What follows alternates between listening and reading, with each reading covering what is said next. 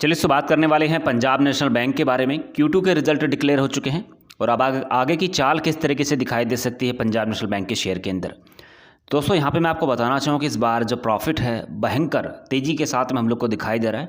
लगभग 78% की तेज़ी हमें प्रॉफिट के अंदर देखने को मिल रही है, जो कि लगभग 1105 करोड़ रुपए के आसपास निकल कर आया है। तो दोस्तों यहाँ पे मैं आपको बताना चाहूँ कि अगर पिछले साल का प्रॉफिट देखें तो लगभग 621 करोड़ रुपए के आसपास निकल कर आया था और इस बार लगभग 1105 करोड़ रुपए के आसपास निकल कर आया है। तो वहाँ से लेकर अब तक लगभग 78% की तेज़ी इसके अंदर हम लोग को देखने को मिल रही है।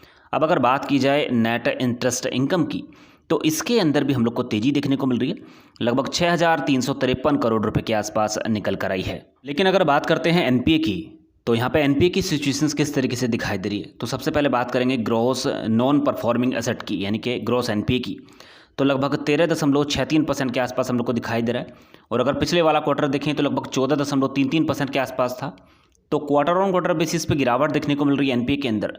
लेकिन अगर बात की जाए पिछले साल की सेम क्वार्टर, तो लगभग 3.43% के आसपास हम लोग को दिखाई दे रहा था।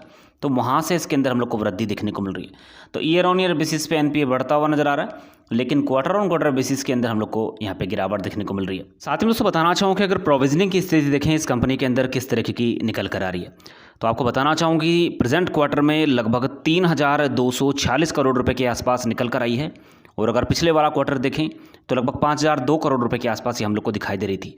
इसी तरीके से अगर बात करते हैं पिछले साल की, तो लगभग 4740 करोड़ रुपए के आसपास निकल कर आई थी। तो क्वार्टर ऑन क्वार्टर बेसिस देखा जाए तो प्रोविजनिंग के अंदर गिरावट देखने को मिल रही है। ईयर ऑन ईयर बेसिस देखा जाए तो प्रोविजनिंग के अंदर गिरावट देखने को मिल रही है। Profit overall year on year basis पे हम लोग को बढ़ता हुआ नजर आ रहा है, लेकिन अगर क्वार्टर ऑन क्वार्टर बेसिस की बात करते हैं तो प्रॉफिट के अंदर हल्की गिरावट देखने को मिल रही है। साथ ही में दोस्तों बताना चाहूँगी, जैसे कि मैंने आपको भी बताया कि जो बैंक के एनपीए हैं वो क्वार्टर ऑन क्वार्टर बेसिस पे हम लोग को कम होते हुए नजर आ रहे हैं, लेकिन ईयर ऑन ईयर बेसिस पे एनपीए के अंदर बढ़त देखने को मिल रही है। तो ओवरऑल देखा जाए तो अच्छे खासे नतीजे पंजाब नेशनल बैंक की तरफ से देखने को मिल रहे हैं। अब देखिए स्टॉक प्राइस की बात कर लेते हैं, तो 46 रुपये के आसपास इस समय कारोबार करता हुआ नजर आ रहा है। सबसे बड़ा क्वेश्चन तो यही है कि क्या इसके अंदर खरीदारी की जा सकती है या नहीं, क्योंकि अगर मूवमेंट देखें तो पिछले 6 महीने में उठा पटक वाला हम लोग को दिखाई दिया। बराबर ऊपर के भी चार्ट पैटर्न देखने को मिले, गिरावट भी देखने को मिली और अब लगातार रिकवरी भी इस बैंक के अंदर देखने को मिल रही है।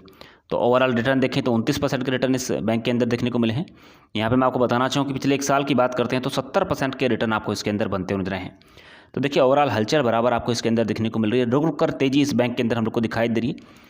तो अगर आप थोड़ा पेशेंस से रख सकते हैं इस बैंक के अंदर, क्योंकि देखिए लॉन्ग टर्म के हिसाब से तो यही माना जा रहा है, जिस तरीके से बाजार के जो एनालिस्ट थे काफ़ी ऊपर के लेवल इस बैंक के अंदर सजेस्ट करते हुए नजर आ रहे थे कि इसके अंदर लगभग 70 रुपये तक ये स्टॉक हम लोग को जाता हुआ नजर आएगा। तो अब कब तक इसके अंदर हम लोग को मूवमेंट देखने को मिलेगा, देखिए सारी चीज़ें लॉन्ग टर्म की हैं, धीरे धीरे करके ही इसके अंदर मूवमेंट देखने को मिलेगा। तो उससे पहले अगर आप ऊपर का मुनाफा के बारे में सोच रहे हैं तो नीचे की तैयारी अगर आप करके चलते हैं तो कहीं ना कहीं अच्छा खासा रिटर्न आपको इस बैंक के अंदर देखने को मिल सकता है।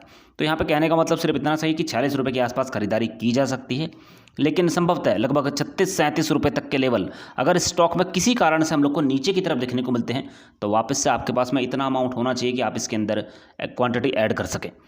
दोस्तों अगर ये पूरी जानकारी आपको अच्छी लगी हो तो वीडियो लाइक ज़रूर कीजिएगा, चैनल सब्सक्राइब करके रख लेना ताकि नई वीडियो के नोटिफिकेशन सीधे आपके मोबाइल पर मिल सकें।